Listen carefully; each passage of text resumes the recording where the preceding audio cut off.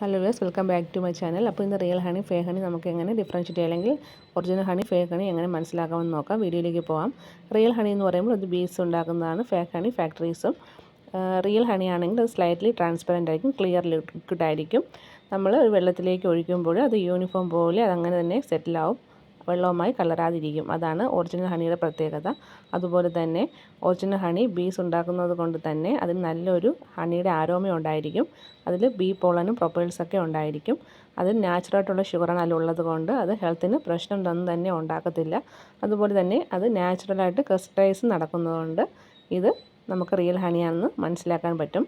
അതുപോലെ തന്നെ fake honey ആണെങ്കിൽ ഇത് നേരെ ഓപ്പോസിറ്റ് ആയിരിക്കും. ഇത് ഫാക്ടറി ഉണ്ടാക്കുന്നത് കൊണ്ട് അത്രയ്ക്ക് നല്ല സ്മെല്ലൊന്നും തന്നെ ഉണ്ടാകത്തില്ല. അതിൽ പോളനോ പ്രൊപ്പൽസോ ഒന്നും ഉണ്ടാകത്തില്ല. അവർ സ്വീറ്റ്നെസ്സിന് വേണ്ടി ഷുഗേഴ്സ് ആഡ് ചെയ്യുന്നുണ്ട്. ഇവിടെ ക്രിസ്റ്റലൈസ് നടക്കത്തുമില്ല. ഹെൽത്തിന് അത്രയ്ക്ക് നല്ലതുമല്ല ഇങ്ങനെയുള്ള ഹണി. അപ്പോൾ ഇവിടെ ഒറിജിനൽ ഹണിയുടെയും ഫേക്ക് ഹണിയുടെയും കൊടുത്തിട്ടുണ്ട്. നോക്കാം അത് വെള്ളത്തിലേക്ക് ഒഴിക്കുമ്പോൾ അതെങ്ങനെയാണ് മിക്സ് ആവുന്നതെന്നും നിൽക്കുന്നതെന്നും ഇതിൽ നിന്ന് മനസ്സിലാക്കാൻ കഴിയും. അപ്പോൾ നിങ്ങൾക്ക് ഈ ഇഷ്ടപ്പെട്ടെങ്കിൽ ലൈക്ക് ചെയ്യുക, സബ്സ്ക്രൈബ് ചെയ്യുക, ഷെയർ ചെയ്യുക. Thank you.